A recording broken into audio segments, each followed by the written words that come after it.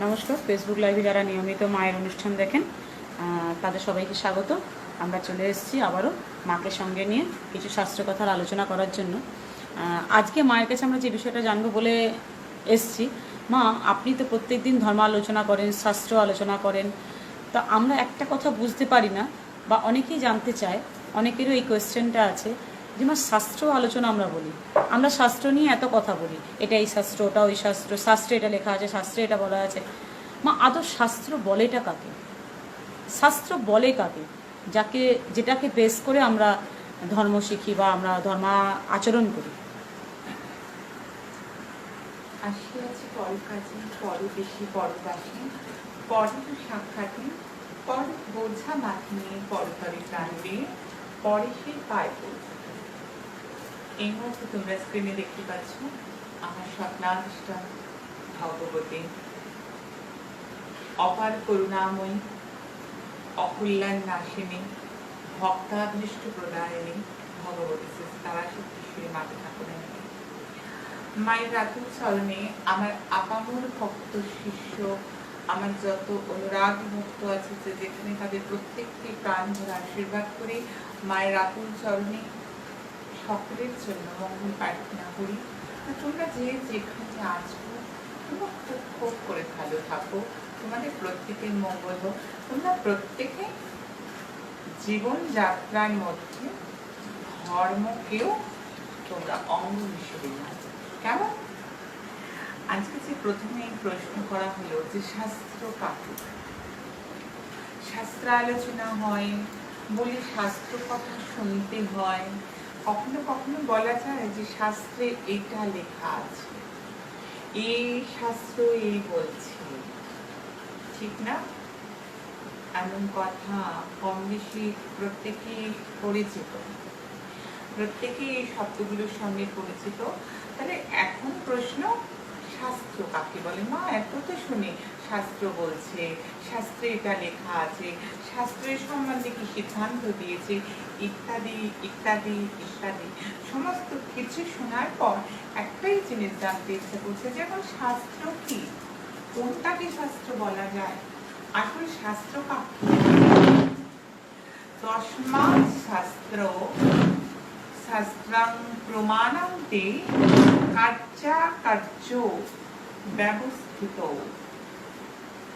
শাস্ত্র কি বলছে? তস্মাৎ শাস্ত্রাং প্রমাণং তে কার্য ব্যবস্থিত।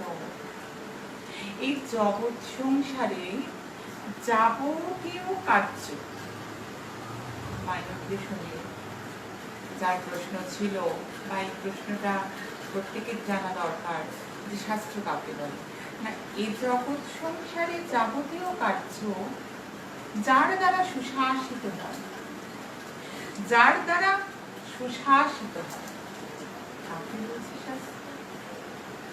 এই জগৎ সংসারে কি কর্তব্য আর কি কর্তব্য নয়, কি করা উচিত আর কি করা উচিত নয়, সমস্ত বিধান যে লিপিবদ্ধ হয়েছে সেটি শাস্ত্র। সনাতন হিন্দু ধর্ম, আমাদের যে সনাতন হিন্দু ধর্ম আছে তার মধ্যে শাস্ত্রকে মূলত চারটি ভাগে ভাগ করা হয়। তাহলে শাস্ত্র কাকে বলে তোমরা বুঝলে? আজকে সৎসঙ্গের মধ্য দিয়ে যারা আজকে সৎসঙ্গে আমাদের সঙ্গে রয়েছে প্রত্যেকে আপামর এত ভক্তজন যারা এই সৎসঙ্গে রয়েছে বলে তস্মাৎ শাস্ত্রাং প্রমাণং তে কার্য ব্যবস্থিত। ক্লিয়ার? যে এখানে পরিষ্কার করে বলে দেওয়া হলো যে জগৎ সংসারে যা কর্তব্য কি কর্তব্য নয় সেটাও যেখান থেকে জানব সেটা শাস্ত্র। আমাদের এই হিন্দু সনাতন ধর্মকে মূলত চারটি শাস্ত্রে বিভাগ করা হয়। এক বেদ, দুই স্মৃতি, তিন পুরাণ, চার ধর্ম। তাহলে হিন্দু সনাতন ধর্মকে মূলত যে চারটি ভাগে ভাগ করা হয় সেই চারটি ভাগ কি কি?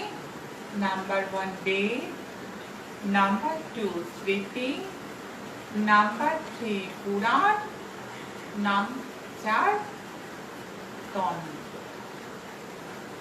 এই 4টি ভাগে শাস্ত্রকে ভাগ করা হয়। বেদ কি? বেদ হলো অপৌরুষের বাক্য। এরা বেদ সম্বন্ধে সবাই কম বেশি জানে। স্মৃতিশাস্ত্র কি? মনু প্রভৃতি দ্রষ্টা ঋষিগণ প্রণীত শাস্ত্র। তাহলে শাস্ত্রকে আমরা 4টি ভাগ করলাম। মূলত সেই 4টি ভাগের এক একটি ভাগ নিয়ে আলোচনা করছি। পুরাণ কি? না মহারাজ বেদব্যাস কৃত অষ্টাদশ সংখ্যক গ্রন্থ। তন্ত্র কি? না বরণ বস্তু লাভে বাস্তব সাধন দেবাদিদেব মহাদেব মুখ নিঃসৃত তন্ত্র। তাহলে শাস্ত্রটাকে যে 4টি ভাগ এলো, বেদ, স্মৃতি, পুরাণ এবং তন্ত্র, এবং 4টে ভাগও নিরাবৃত্তি আলোচনা করব। কিন্তু একটা কথা বলা হয়, যেটা সবসময় বলি আমরা, যে কোনো প্রবচনে গিয়ে বলি, যেখানে হোক গিয়ে বলি, দেবী নঞ্চ যথা দুর্গা বর্ণনাং ব্রহ্মণো যথা তথা সমস্ত শাস্ত্রাণাং তন্ত্রশাস্ত্রমানুত্তমম। তন্ত্রশাস্ত্র মানুত্তমম। তন্ত্রশাস্ত্রকে উত্তম শাস্ত্র বলা হয়েছে, কিন্তু কেন? আসি এটার একটু ব্যাখ্যায়। আজকে যেহেতু আমরা শাস্ত্র নিয়ে মূলত আলোচনা করছি, আজকে আমাদের সৎসঙ্গে যারা আছে বা পরে যারা জোর হবে, তাদের প্রত্যেকের সঙ্গে আলোচনা, প্রত্যেকের সঙ্গে জানার প্রয়োজন। সৎ কথা শ্রবণ, সৎ ভাবনা থাকা মনুষ্য জীবনে খুব খুব ইম্পর্টেন্ট একটা পার্ট। তন্ত্রশাস্ত্র হলো, শাস্ত্রটাকে যদি একটা পূর্ণ অবয়ব মানুষ কল্পনা করা যায়, তাহলে তন্ত্র হলো প্রাণ, বেদ হলো দেহ, স্মৃতিশাস্ত্র হলো অঙ্গ প্রত্যঙ্গ ইন্দ্রিয়াদি, পুরাণ পোশাক পরিচ্ছদ কস্টিউম।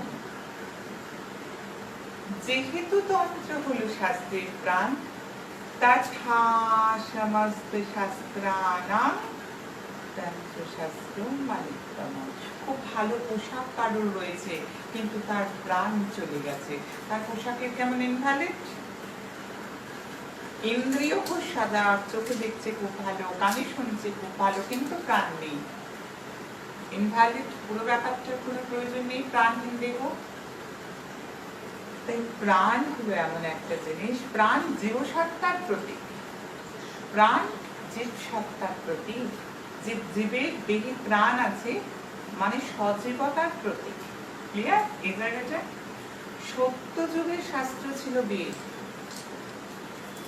বেদ ছিল সত্য যুগের মূল শাস্ত্র। ত্রেতা যুগের মূল শাস্ত্র স্মৃতিশাস্ত্র। দ্রাপর যুগের মূল শাস্ত্র ছিল পুরাণ। আর এই ঘোর কলি যুগে একটাই শাস্ত্র, সেটা তন্ত্রশাস্ত্র। এই ঘোর কলি যুগে একটাই শাস্ত্র, সেটা তন্ত্রশাস্ত্র। কারণ তন্ত্র সাধনা, অনেক পণ্ডিত, অনেক মনীষীরা এমনটাও বলেন, কলিযুগে বেদ নিষ্প্রভ, বিষীন সর্পের মতো। কলিতে তন্ত্রের প্রাবল্য। কলিযুগে যদি ফললাভ করতে হয়, ইষ্টলাভ করতে হয়, তাহলে তন্ত্র সাধনার প্রয়োজন। তাহলে আজকে সাধনা নিয়ে, শাস্ত্র নিয়ে আমরা জানলাম। শাস্ত্রকে কি কি ভাগে ভাগ করা যায় সেটা বললাম। যে শাস্ত্র, হিন্দু সনাতন শাস্ত্রকে মূলত 4 ভাগে ভাগ করলাম। শাস্ত্র, বেদ, স্মৃতি, পুরাণ এবং তন্ত্র। এবং একটা কল্পনা করে জানা গেল যে তন্ত্র সে একটা পূর্ণ মানুষের প্রাণ শক্তি, জীবনের শক্তি। তাই প্রত্যেকের উচিত তন্ত্র মতে দীক্ষা নেওয়া। প্রত্যেকের উচিত তন্ত্র মতে কলিযুগে ভজন করা।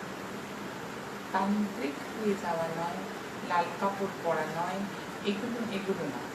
শ্মশানে নয়, চিতায় নয়, তান্ত্রিক গুরুর কাছ থেকে দীক্ষা নিয়ে তান্ত্রিক পদ্ধতিতে চলা যায়। বৈষ্ণবাচারের মধ্যেও তন্ত্র আছে, কারণ তন্ত্রের 7টা আছে, বেদাচারের মধ্যেও কিছু তন্ত্র আছে। কেমন? তাই আজকে শাস্ত্র নিয়ে আলোচনা করলাম। শাস্ত্র কাকে বলে বললাম, শাস্ত্র মূলত হিন্দু সনাতন শাস্ত্র কল ভাগে বিভক্ত, সেগুলো জানালাম। খবরের প্রশ্ন থাকে, আজকে তার উত্তর দেওয়ার চেষ্টা করলাম। মা, আমাদের একজন ভক্ত উনি একটা প্রশ্ন করে রেখেছেন আপনার কাছে। ওনার নাম মৃণাল দেবনাথ, উনি বাগুইহাটি থেকে ফোন করেছিলেন। ওনার বক্তব্য হচ্ছে, মা, গুরু এবং সদ্গুরুর মধ্যে পার্থক্য কি? মিরান, তুমি খুব ভালো প্রশ্ন করেছ। গুরু এবং সদ্গুরু, গুরু এবং সদ্গুরুর মধ্যে যে পার্থক্য, এটা সবাই জানাতে পেরেছ। গুরু কারা? তুমি যার কাছ থেকে যেটা শিখছো, সেটা নাচ, গান, আঁকা, বিদ্যা, লেখাপড়া, পিতা মাতা, বয়োজ্যেষ্ঠরা সবাই গুরুপদ বাচ্চ। এরা সবাই গুরু। আর সদ্গুরুকে, যিনি তোমাকে জড়জাগতিক জগৎ থেকে উত্তীর্ণ করছেন, পারমার্থিক জগতের দিকে ধাবিত করার চেষ্টা করছেন। এই মায়ার সমুদ্র থেকে, এই মায়ার কোলাহল থেকে, এই প্রপঞ্চপূর্ণ জগৎ থেকে যে তোমাকে উদ্ধার করে তোমার মধ্যে চৈতন্য সত্তার প্রকাশ ঘটাতে চাইছেন, তিনি সদ্গুরু। আজকে জীব আত্মা, প্রত্যেকটি জীবাত্মার, মনুষ্য জীবের কথা বলছি, মনুষ্য জীবনের একমাত্র উদ্দেশ্য আত্মা পরমাত্মায় মিলন। ঈশ্বর লাভ করা হলো মূল উদ্দেশ্য। এই যে দেহধারী, এই যে দেহ ধারণ করা, দেহধারী সুখ অনুভব করার জন্য শুধু নয়, মূল কর্তব্য হলো আত্মা পরমাত্মায় লীন হবে। যেখান থেকে আসা সেখানে ঠিক ফিরে যাওয়া। আর সেই পরমাত্মার সাথে লীন করান যিনি, সেই ভবনদী পার করেন যিনি, তিনি সদ্গুরু। তিনি সদ্গুরু। তবে এই প্রসঙ্গে একটু বিস্তারিত আলোচনা করা প্রয়োজন। যে যাকে তাকে কিন্তু গুরু পদবাচ্য করা যায় না।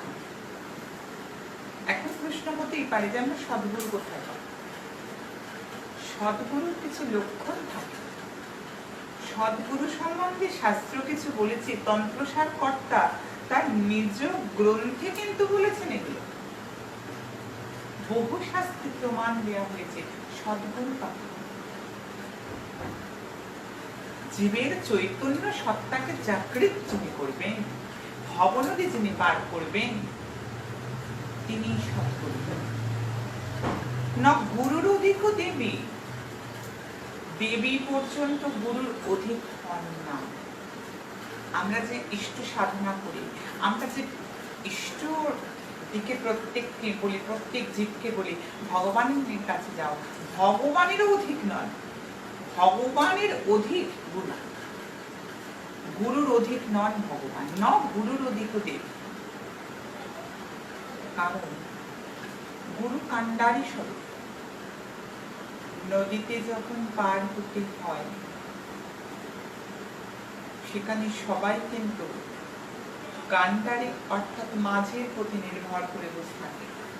মাঝে যদি লক্ষ্য না হয়, তাহলে কি মাঝ নদীতে কোথায় গর্ত আছে, কোথায় ঘূর্ণি আছে, কখন জোয়ার আসবে, কোন দিকে দিয়ে কোন দিক দিয়ে কিভাবে নিয়ে যেতে হবে, যাত্রীদের পার করবে, সেটা দক্ষ মাঝি ছাড়া কিন্তু কেউ পারবে না।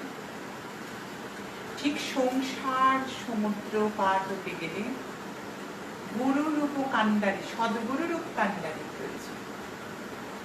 সদ্গুরু সম্বন্ধে কিরকম হয়? শান্ত, শান্ত, কুলীন, বিনীত, শুদ্ধাচার, সুপ্রতিষ্ঠিত, শুচি, দক্ষ, সুবুদ্ধিমান, আশ্রমী, ধ্যানোন্নিষ্ঠ, তন্ত্র মন্ত্র বিশারদ, নিগ্রহানুগ্রহ সব। এই 13 রকম গুণ। মূলত এর ওপর অনেক কিছু আছে। এই সদ্গুরুকে আমরা সদ্গুরুকে চিনব কিভাবে? এই যে 13 রকম লক্ষণ নিয়ে তো আলোচনা করব, তার আগে জানবো সদ্গুরুকে কি করে বুঝব, যে কে সদ্গুরু, কে সাধু, কে প্রকৃত সাধু। এই সম্বন্ধে ভগবান শ্রীকৃষ্ণ দুর্বাসা মুনিকে বলেছেন। বেদ, পুরাণ, বিভিন্ন শাস্ত্রে ভগবান বলছেন আমাকে স্বতন্ত্র বলা হয়েছে। ভগবান বলছেন আমাকে স্বতন্ত্র বলা হয়েছে বেদে, পুরাণে, বিভিন্ন শাস্ত্রে। কিন্তু দুর্বাসা, ও দুর্বাসা, আমি যে স্বতন্ত্র নই গো, আমি যে স্বতন্ত্র নই, আমি পরতন্ত্র, আমি পরাধীন। দুর্বাসা মুনি আশ্চর্য হচ্ছেন ভগবানের কথা শুনে। যার ইচ্ছে সূর্য ওঠে, যার ইচ্ছে শশাবরা পৃথিবী চলছে, মহিতলে যা কিছু হচ্ছে, যার ইচ্ছে হচ্ছে, যার ইচ্ছে ছাড়া একটু পাতা নয় না, তিনি বলছেন আমি পরাধীন, তিনি বলছেন আমি পরতন্ত্র, তিনি বলছেন অহং ভক্ত পরাধীন, সাধ্বীগ্রস্ত হৃদয়ে ভক্তের ভক্ত জনপ্রিয়। ভগবান বলছেন আমি ভক্তের পরাধীন। শুধু ভক্তের নয়, ভক্তের ভক্তে, সাধ্বীগ্রস্ত হৃদয়ে ভক্তের ভক্ত জনপ্রিয়। বোঝো ভগবান কি বলছেন? কি উদারতা, কি অসীম, অসীমতার প্রতীক ঈশ্বর, যার সীমাহীন, পরিব্যাপ্ত এই চরাচরে যিনি। ঈশ্বরকে বলা হয় তিনি সর্বত্র আছেন, তার পরিব্যাপ্তি সর্বত্র। তাই তার হৃদয়ে এত বড় কথা, তিনি বলছেন সাধ্বীগ্রস্ত হৃদয়ে ভক্তের ভক্ত জনপ্রিয়। এর মানে সাধুদের দ্বারা আমার হৃদয় নিয়ন্ত্রিত। ও দুর্বাসা মুনি, দুর্বাসা, আমার হৃদয় কি কারা নিয়ন্ত্রণ করে জানো? কারা? না সাধ্বীগ্রস্ত হৃদয়ে ভক্তের ভক্ত জনপ্রিয়। যে সাধুরা, সাধু আমাকে নিয়ন্ত্রিত করে, সাধুরা দ্বারাই আমি পরিচালিত হই। ওই লাল সুতো দিয়ে, তীর কাটি দিয়ে বাঁধলে নয়, ভক্তের ভক্তির রজ্জুতে আমি, ভক্তের ভক্তির রশিতে আমি জন্ম জন্ম বাঁধা থাকি। ভক্তের ভক্তিতে আমি গোকুল ত্যাগ করে গোলকে চলে আসি। আমি গোলক ত্যাগ করি, দুর্বাসা, আমি গোলক ত্যাগ করি, গোলকে এসে প্রকট হই শুধু ভক্তের জন্য। আমি সাধুদের দ্বারা নিয়ন্ত্রিত। আবার ভক্তের কথা কি বলছে? ভক্তের ভক্ত জনপ্রিয়। শুধু ভক্ত নয়, ভক্তের ভক্তরা আমি প্রিয়।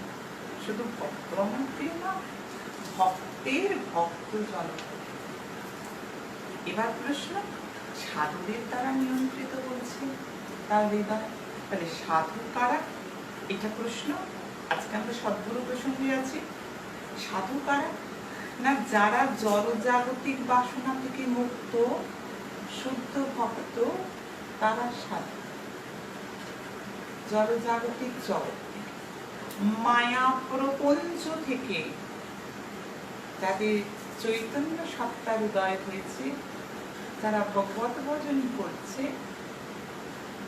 যারা মায়াতীত, মায়ার অতীত, যারা চিৎ শক্তি চিদানন্দময়ের ভজনা করছে, তারা সাধু যারা জড়জাগতিক এত কিছু এত খেলনা দেয়া হয়েছে তাতে তারা বিচলিত নয়। জড়জাগতিক জগতে প্রত্যেকটি জড়জাগতিক জগতে তারা মায়া মোহ কিছুতে আবদ্ধ নয়, শুধুমাত্র পরম পদ প্রাপ্তিকে যারা উৎকণ্ঠা বোধ করে তারা সাধু। সাধু মানে এটা নয়, কোন শাস্ত্রে বলা হয়নি যে মালা কমণ্ডলধারী সাধু, গেরুয়া বস্ত্র পরেছে সে সাধু, লাল তিলক কেটেছে যে সাধু, রঙ্গমঞ্চে নাট্যমঞ্চে এগুলো মেকআপ রুমে পাওয়া যায়, তাহলে কি সে সাধু হয়ে যায়? তাহলে কি সে সাধু হয়ে যায়? যার চিত্ত শুদ্ধি হয়েছে, যার হৃদপত্রে এলোকে সে এসে বাসা বেঁধেছে। আর কি কি লক্ষণ? যিনি শান্ত, অর্থাৎ সদ্গুরু এবং সাধুর কি লক্ষণ আমি বলছি। তন্ত্ররাজ গ্রন্থে যেমন কর্তা লিখেছেন তেমন বলছি শাস্ত্রী, যার আড়ম্বর নেই, যিনি মিতাহারী, যিনি পোলাও পঞ্চ ব্যঞ্জনের অপেক্ষা করে না, যিনি ভক্ত গৃহে গিয়ে ভোজনের সময় পেরিয়ে যাচ্ছে বলে চেল্লামিল্লি করেন না,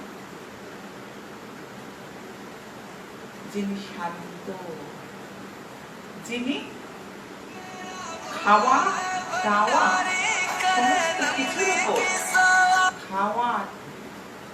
খাওয়া দাওয়া সমস্ত কিছুর উপর যিনি নির্লোভী, শান্ত। এটা না হলে খাবো না, ওটা না হলে খাবো না, এটা পাচ্ছি না খাবো না, তিনি সদ্গুরু পদবাচ্য নন, দান্ত।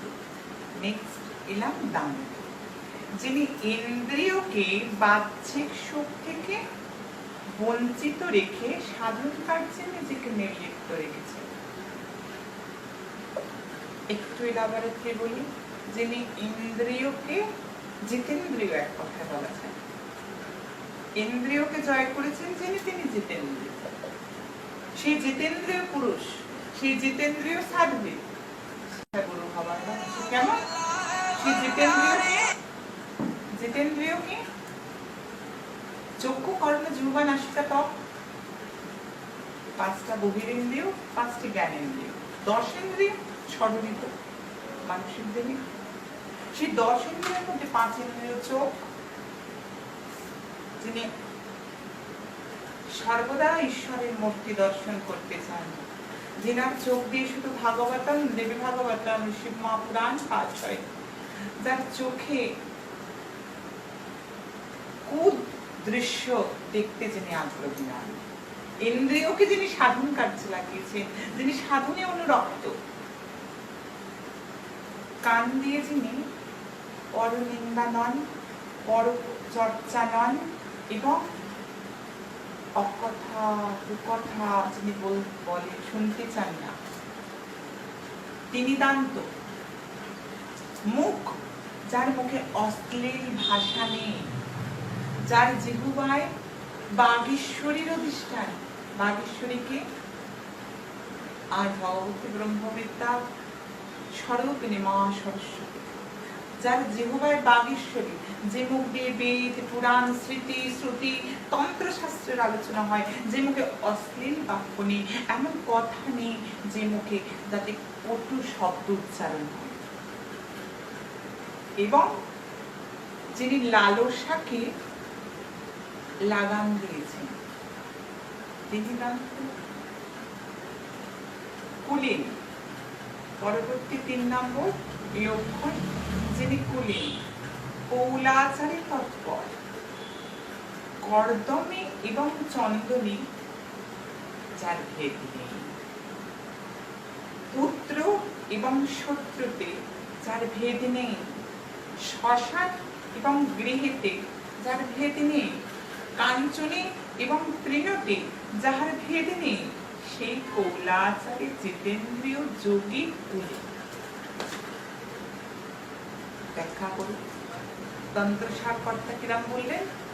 শান্ত, দান্ত, কুলীন। এখন এসছি কুলীন, অর্থাৎ সোনা, হিরে, জহরত, তৈজসপত্রাদিতে ঐশ্বর্যের পেছনে যিনি দৌড়ন না, যিনি মাধুর্যের পেছনে দৌড়ন।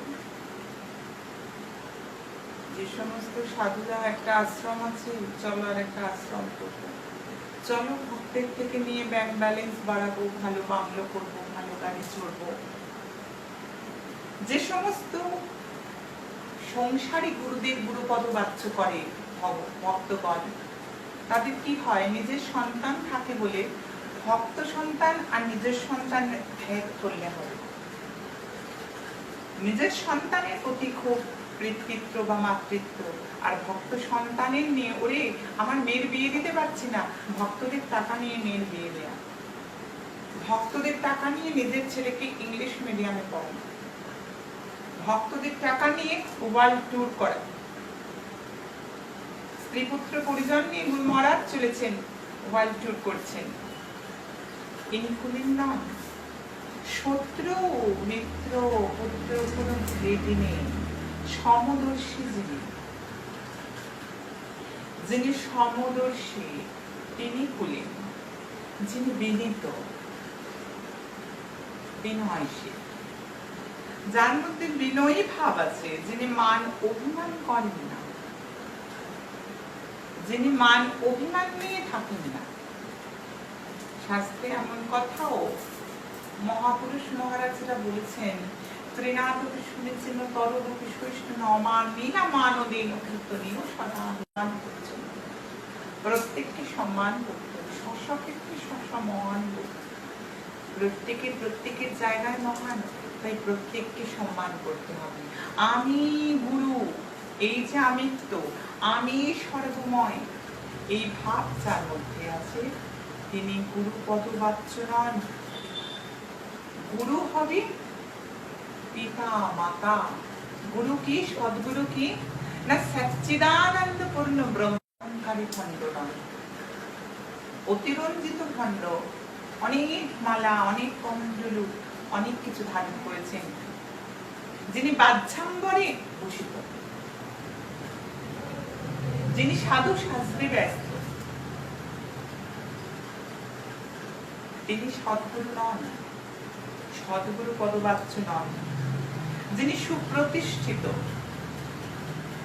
যার সৎ কার্যের দ্বারা, তার সাধনার দ্বারাই যিনি পরিচিতি লাভ করেছেন, যাকে তার গ্রামে পাড়ায় সবাই চেনে, সেই সুপ্রতিষ্ঠিত, যিনি শুচি, পবিত্র স্বভাব চায়, যার মধ্যে পবিত্রতা আছে, কাম, ক্রোধ, লোভ, মোহ, মদ, মাশ্চর্য, এই ষড়ঋতুকে যিনি দমন করেছেন,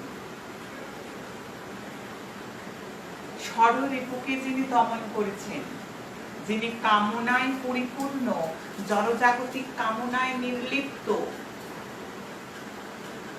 তিনি কখনোই ভক্তকে কি উদ্ধার করবেন? তিনি তো জড়জাগতিক বাসনার সমুদ্রে হাবুডুবু খাচ্ছেন, তিনি ভক্তকে উদ্ধার করবেন কেমন করে? জড়জাগতিক জগৎ থেকে উদ্ধার করবেন কেমন করে? যিনি ক্রোধী নন, ক্রোধ অর্থাৎ শাসন করবে, কিন্তু কটু বাক্য নয়, ক্রোধিত হয়ে অশ্রাব্য কথা নয়। যিনি দক্ষ, অর্থাৎ ক্রিয়া কৌশল অভিজ্ঞ, যিনি ক্রিয়াকাণ্ডে দক্ষতা রাখেন, যিনি বিচারে দক্ষ, যিনি সাধন শিক্ষা দিতে দক্ষ, সেই দক্ষ মানুষকে গুরুপদবাচ্য করতে হয়, তিনি সদ্গুরুপদবাচ্য। সুবুদ্ধিমান, যার মধ্যে সঠিক বুদ্ধিশালী, ভণ্ডচারী নয়, যিনি সৎ অসৎ বিচার করতে পারেন। বুদ্ধি মানে যার হৃদয় বিবেক জেগেছে, বিবেক যার হৃদয় জাগৃত হয়েছে, সৎ অসৎ, ভালো মন্দ, সাদা কালো তেল জল যিনি বিচার ক্ষমতা রাখেন। সঠিক বিচারকের কাছে না গেলে যেমন বিচার পাওয়া যায় না, সঠিক গুরুর কাছে না গেলে, সদ্গুরু যদি বিচারে দক্ষ না হন, সুবুদ্ধিমান না হন, তাহলে কিন্তু ভক্ত চালনা করা যায় না। যিনি আশ্রমে, যিনি আশ্রমে বাস করেন, সেটা গৃহস্থ আশ্রম হতেও পারে, সেটা তার নিজস্ব ভজন কুঠিয়া হতে পারে, ভজনানন্দী গুরু, যিনি ভজনের মধ্যে, সারাক্ষণ ভজনের মধ্যে কাম ক্রোধ লোভ, ভক্তের থেকে এটা নিয়ে নেব, ভক্তের থেকে ওটা করে নেব, ওর থেকে ওটা নিয়ে আমার করে নেব, এই গুরুপাঠ বর্জন হয় না। আমার কাছে যারা দীক্ষা নিতে আসে, অনেকে জিজ্ঞাসা করে মা কি দক্ষিণা দেব, মা কত টাকা লাগে দক্ষিণা দিতে। আমি দীক্ষা টাকার বিনিময়ে আমি দীক্ষা কেনা বেচা হয় না। চৈতন্য জীব চৈতন্য সত্তা লাভ করতে এসছে, জীব চৈতন্য মইকে পেতে এসছে, আত্মজ্ঞান লাভ করতে এসছে, এটা কেনা বেচার বস্তু নয়। যিনি ধ্যাননিষ্ঠ, যিনি ঈশ্বর সাধনায় তৎপর, যিনি সাধন ভজনে রত, যিনিকে দেখলে সর্বদা বোঝা যায় তিনি কোন সাধন ভজন করছেন, সেই ধ্যাননিষ্ঠ ব্যক্তি গুরুপদ বাচ্য। তন্ত্রমন্ত্র বিশারদ, শাস্ত্রবিহিত যিনি দেবদেবীর অর্চনায় পারদর্শী, যার শাস্ত্র জ্ঞান আছে, যার নিজের জ্ঞানই না থাকবে, যে শাস্ত্র পড়েইনি, সে কি শিক্ষা দেবে জীবকে? যে নিজে সংযমী নন, তিনি কি করে আদর্শে রূপান্তরিত হবেন? যিনি নিজে ক্রোধযুক্ত, তিনি লোককে অক্রোধী হতে বলবেন কি করে? যিনি ইন্দ্রিয়াসক্ত, যিনি ইন্দ্রিয়র প্রতি আসক্ত, তিনি জীবকে কি করে বার্তা দেবেন জিতেন্দ্রিয় হতে, ইন্দ্রিয় সংযম করতে? যিনি নিজেই পরধন শিষ্যধন লোভে ব্যস্ত, পর সম্পত্তি হরণে ব্যস্ত, প্রপঞ্চের মধ্যে যিনি হাবুডুবু খাচ্ছেন, তিনি ভক্তকে কি উদ্ধার করবেন? তিনি ভক্তকে কি মেসেজ দেবেন? তার লাইফস্টাইল ভক্তকে কি মেসেজ দেবে? তার লাইফস্টাইল দেখে তো জীব কিছু শিক্ষা পাবে না। তার জীবন, দৈনন্দিন জীবন দেখে তো মানুষ কিছু শিখতে পারবে না। যিনি তন্ত্রমন্ত্র বিশারদ, যিনি মন্ত্রজ্ঞান দেবেন, যিনি সাধন উপদেশ দেবেন, যিনি বিবেককে জাগ্রত করবেন, যিনি ভক্তের হৃদয় মন্দিরে চৈতন্য সত্তা চিৎ শক্তি চিদানন্দময় সদানন্দময় প্রতিষ্ঠা করবেন, তিনি সদ্গুরু পদবাচ্য। যিনি নিজেই সব সময় টিভি দেখছেন, সিনেমা দেখছেন, বাহ্যিক সুখে মত্ত, জড়জাগতিক ভোগে লিপ্ত, তিনি কখনোই জড়জাগতিক জগৎ থেকে কাউকে ত্রাণ করতে পারেন। জলের তলায় ডুবুরি নামতে গেলে অক্সিজেন লোড করে স্টোর করে নিয়ে যেতে হয়, সেটা কিন্তু সবাইকে বুঝতে হবে। সদ্গুরু সাজলেই হবে না, সৎসঙ্গ করলেই হবে না, আগে সদ্গুরু পদবাচ্য হতে, আগে সদ্গুণের অধিকারী হতে হবে, তবে সদ্গুরু হওয়া যায়।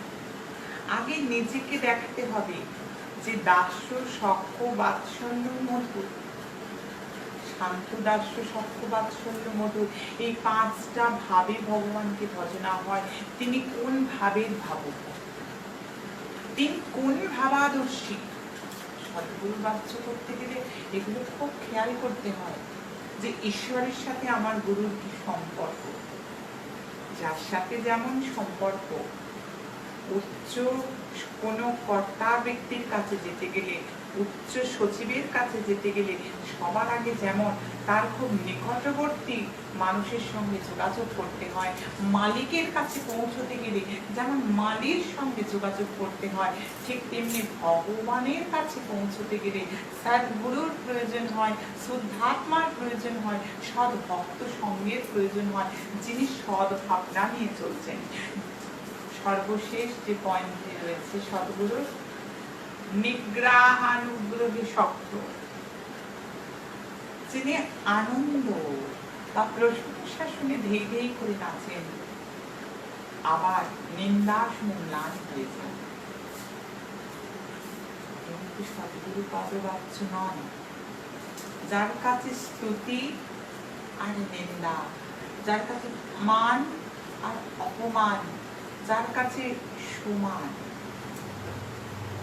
যার কোনো চিত্ত বৈকল্য প্রকাশ হয় না, যিনি সমস্ত অবস্থায় একভাবে থাকেন, তিনি গুরু পদবাচ্য, তিনি সদ্গুরু হতে পারেন।